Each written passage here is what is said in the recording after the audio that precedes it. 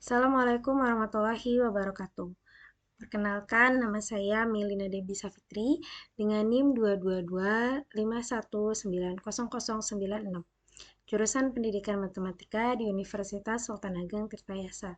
Di sini saya akan menjelaskan materi mengenai statistika multivariat. Nah, di sini saya akan membahas ujian akhir semester dan soalnya yaitu di sini terdapat konstelasi antar variabel. Nah, di sini sudah ada gambarnya.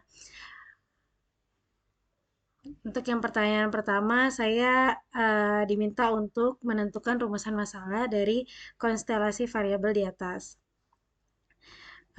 Rumusan masalah yang saya buat yaitu yang pertama, apakah terdapat pengaruh positif antar minat orang tua terhadap minat anak?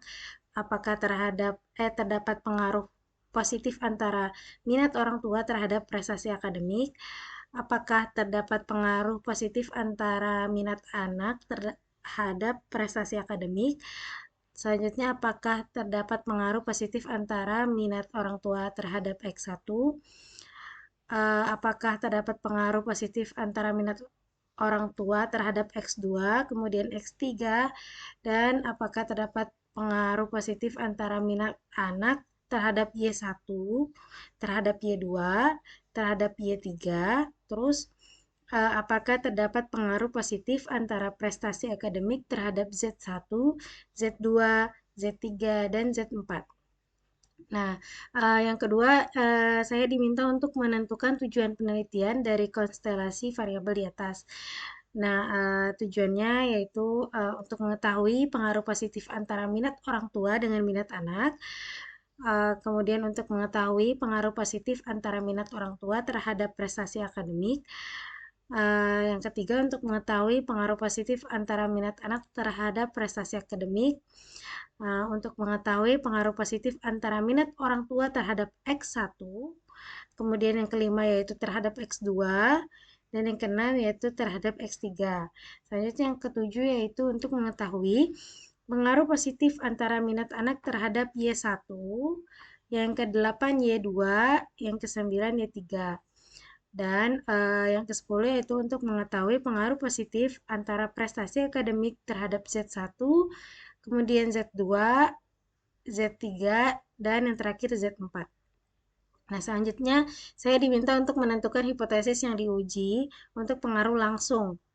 Nah, hipotesis yang diuji untuk pengaruh langsung yang saya buat yaitu minat orang tua berpengaruh positif dan signifikan terhadap prestasi akademik. Nah, minat orang tua berpengaruh positif dan signifikan terhadap minat anak. Kemudian yang ketiga, minat anak berpengaruh positif dan signifikan terhadap prestasi akademik. Selanjutnya yaitu minat orang tua berpengaruh positif dan signifikan terhadap X1, X2, dan yang keenam X3. Nah, selanjutnya minat anak berpengaruh positif dan signifikan terhadap Y1, yang kedelapan Y2, 9 yaitu Y3. Selanjutnya yang ke-10 yaitu prestasi akademik berpengaruh positif dan signifikan terhadap Z1, yang ke-11 Z2, yang ke-12 yaitu Z3, dan yang terakhir Z4. Nah, di sini saya diminta untuk menentukan hipotesis yang diuji untuk pengaruh tidak langsung. Nah, yang untuk pengaruh tidak langsung yaitu yang pertama, minat orang tua secara tidak langsung berpengaruh signifikan terhadap prestasi akademik melalui minat anak. Dengan kata lain, kepuasan signifikan memediasi hubungan antara minat orang tua dan minat anak. Yang kedua, yaitu minat orang tua secara tidak langsung berpengaruh signifikan terhadap Y1 melalui minat anak. Dengan kata lain, kepuasan signifikan memediasi hubungan antara minat orang tua dan Y1. Kemudian minat orang tua berpengaruh signifikan secara tidak langsung terhadap Y2 melalui minat anak. Terus minat orang tua secara tidak langsung berpengaruh signifikan terhadap Y3 melalui minat anak. Minat orang tua secara tidak langsung berpengaruh signifikan terhadap Z1 melalui prestasi akademik. Minat orang tua secara tidak langsung berpengaruh signifikan terhadap Z2 melalui peserta akademik. minat orang tua secara tidak langsung berpengaruh signifikan terhadap Z3 melalui prestasi akademik. Minat orang tua secara tidak langsung berpengaruh signifikan terhadap Z4 melalui prestasi akademik. Terus minat anak secara tidak langsung berpengaruh signifikan terhadap Z1 melalui prestasi akademik. 11, minat anak secara tidak langsung berpengaruh signifikan terhadap Z2 melalui prestasi akademik. Yang ke-11 yaitu minat anak secara tidak langsung berpengaruh signifikan terhadap Z3 melalui prestasi akademik. Dan yang terakhir yaitu minat anak secara tidak langsung berpengaruh signifikan terhadap Z4 melalui prestasi akademik. Nah, selanjutnya itu saya diminta untuk menentukan koefisien jalur untuk pengaruh langsung. Nah, di sini saya diminta untuk menggunakan dua software yaitu Amos dan Lisrel untuk menjawab pertanyaan tersebut. Saya akan mempraktekkan menggunakan software Amos. Nah, di sini sudah terdapat data yang telah disiapkan, yaitu ada X1, X2, X3, Y1, Y2, Y3, Z1, Z2, Z3, Z4. Kemudian saya pindahkan ke data SPSS. Nah, setelah saya save data SPSS, kemudian saya buka. Nah, di sini saya sudah membuat bagannya ya. Jadi awalnya itu kita buat bagannya dulu menggunakan ini. Nah, menggunakan ini ya. Yang ini menggunakan yang ini. Nah, ini namanya draw a latent variable or add an indicator to a latent variable. Nah, nanti kalau ini dipencet akan membuat jalur-jalur seperti ini. Kemudian saya membuat jalur antara maaf, ini F1 ini minat orang tua, untuk F3 ini minat anak, dan F2 ini prestasi akademik. Jadi saya akan membuat jalur sama dengan soal yang Bapaknya berikan. Nah, yang Bapaknya berikan seperti ini. Nah, selanjutnya saya mengupload data yang telah saya buat tadi, yang telah saya pindahkan dari Excel ke PSS dengan cara kita klik file name,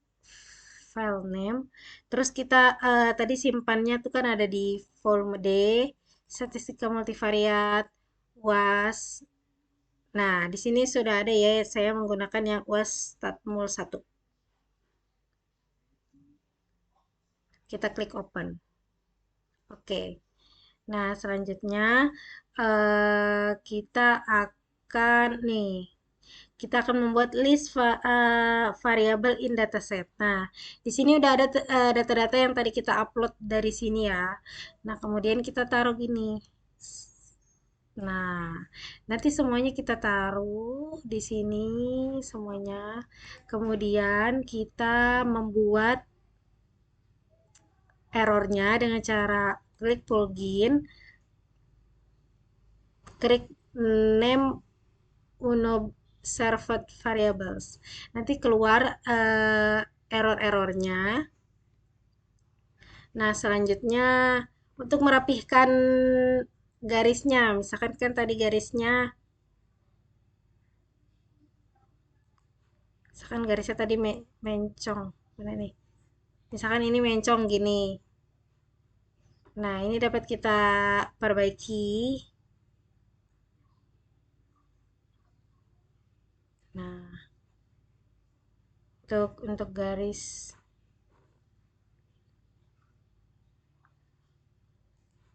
ini misalkan garisnya melenceng gini. Nah, melenceng. Nah, untuk ngerapihinnya kita pakai ini, terus kita klik di sini untuk ngerapihinnya. Tuh. Nah, ini untuk merapikannya. Kemudian Setelah itu kita nih analisis properties. Nah, ini kita mau ini kan kita analisis propertiesnya kita minimization history, standardized estimation, estimates, squared multiple correlation, correlation of estimates, indirect, direct, and total effect. Nah, selanjutnya setelah semuanya sudah terbentuk dan sesuai.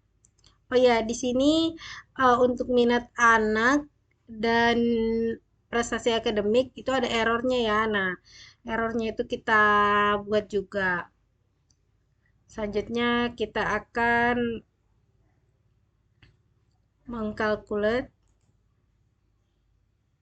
Nah, kalau sudah dikalkulat, nah nanti keluar nih data outputnya. Nah, dapat kita lihat nih outputnya sudah terlihat. Sudah terlihat. Kemudian kita dapat melihat view text-nya.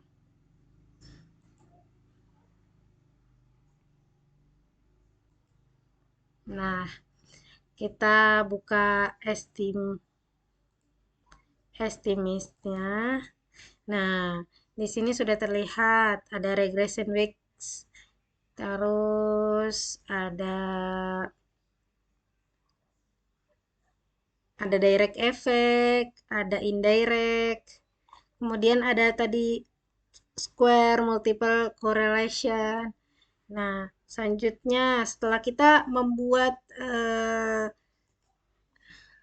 membuatnya tadi ya, pertanyaan selanjutnya yaitu, nah, menentukan koefisien jalur untuk pengaruh langsung. Nah, untuk pengaruh langsung itu disebut direct. Nah, di sini kan sudah terlihat ya directnya. Ini directnya akan kita salin, kita tempel di sini. Ini sudah saya tempel di sini. Kemudian kita diminta untuk menentukan signifikansi masing-masing koefisien jalur untuk pengaruh. Nah, kita untuk menentukan signifikansi kita membutuhkan ini yang regression week group number one. Nah, di sini saya sudah memberikan keterangan untuk yang F1 itu minat orang tua, F2 itu prestasi akademik, yang ketiga itu minat anak. Nah, ini square multiple correlation-nya, estimate. Nah, di sini ya, signifikansinya minat orang tua terhadap minat anak yaitu dengan koefisien jalur 0,543 dan standar error 0,123. Untuk p-value-nya kalau yang bintang seperti ini kan di sini ditandai oleh, nah, ini ditandai bintang. Kalau yang bintang seperti ini artinya signifikan. Artinya ini signifikan. Artinya nilai p-value kurang dari 0,001 yang sama saja sudah kurang dari 0,05 atau signifikan. Nah, ini untuk yang minat orang tua terhadap prestasi akademik dengan koefisien jalur 0,612, standar errornya 0,186. Nah, di sini p-value-nya 0,001, di mana ini kurang dari 0,05 yang artinya signifikan. Nah, begitupun minat anak terhadap peserta prestasi akademik dengan koefisien jalur 0,676 dan standar error 0,225. Nah, di mana p-value-nya 0,003 kurang dari 0,05 yang artinya signifikan. Nah, ini pun sama ya, artinya signifikan. Dari data semuanya yang data pengaruh langsung itu semuanya signifikan. Nah, selanjutnya saya diminta untuk menentukan koefisien jalur untuk pengaruh tidak langsung. Nah, pengaruh tidak langsung itu di yang indirect effect. Nah, ini hasil dari AMOS yang indirect effect-nya. Kita salin, terus kita pindahkan ke sini. Nah, selanjutnya saya diminta untuk menentukan signifikan masing-masing koefisien jalur untuk pengaruh tidak langsung. Nah, di sini pengaruh tidak langsung ini kan minat orang tua terhadap minat orang tua berpengaruh langsung, berpengaruh tidak langsung eh, terhadap berpengaruh sorry maaf di sini ya. Oh iya. Minat orang tua secara tidak langsung berpengaruh pada Y1 melalui minat anak dan seterusnya. Nah, ini juga minat orang tua berpengaruh langsung, tidak langsung terhadap Z1 melalui prestasi akademik. Nah, di sini saya sudah menghitungnya melalui mengeceknya menggunakan Excel.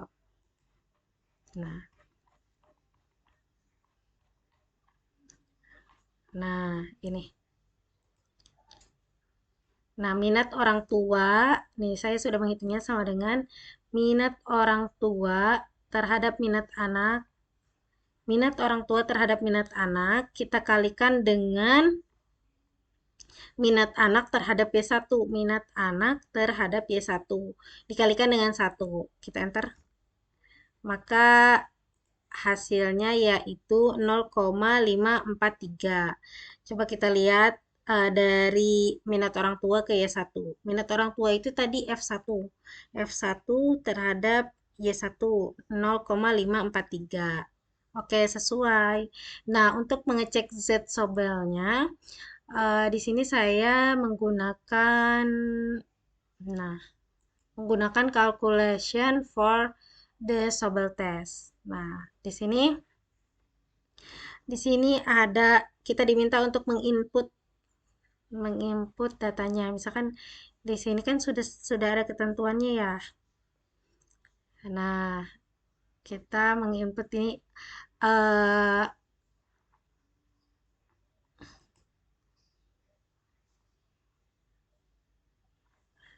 Nah, kita menginput koefisien jalur dan standar errornya.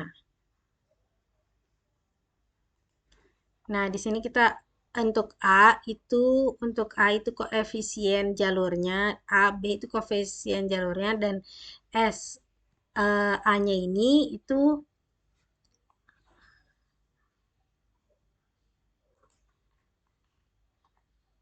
standar errornya. Nah, di sini saya akan memberikan contoh menghitung Z-Sobel yang minat orang tua eh, mempengaruhi tidak langsung terhadap Y1 melalui minat anak. Nah, di sini kan melalui minat anak, jadi minat orang tua terhadap minat anak. Nah, di sini minat orang tua terhadap minat anak yaitu 0,543. Nah, kita buat di sini. Nah, ini kan sudah 0,543. Nah, kemudian untuk yang B-nya berarti minat anak terhadap Y1. Minat anak terhadap Y1 itu 1. Nah, kita tulis 1 di sini. Selanjutnya ininya standar errornya. Standar error untuk minat orang tua terhadap minat anak itu 0,127. Kita salin. 0. Oh, ini sudah ini ya. 0,127. Ini kita ganti titik karena dia tidak bisa merekam. Selanjutnya standar error untuk yang B-nya ya. Standar error untuk minat anak terhadap Y. Oh, karena ini 1000 jadi ininya 0. Karena ini 1 jadi ininya standar errornya nggak ada. Jadi kita kalkulate aja. Nah, hasilnya 427 4.27559055. Coba kita cek. Nah, sama ya. Nah, ini untuk menghitung Z sobelnya. Jadi keterangannya Z sobel lebih dari 1,96, artinya pengaruh tidak langsung itu signifikan. Bagaimana cara mengetahui pengaruh tidak langsung? Nah, untuk mengetahui pengaruh tidak langsung kita dapat lihat nih dari gambar ini ya. Nah, di mana minat orang tua itu eh, mempenga- eh, berpengaruh tidak langsung terhadap Y1 melalui minat anak. Minat orang tua berpengaruh tidak langsung terhadap Y2 melalui minat anak. Begitupun minat anak mempengaruhi Z eh, mempengaruhi tidak langsung Z1 melalui prestasi akademik. Selanjutnya juga minat orang tua mempengaruhi tidak langsung Z1 melalui prestasi akademik.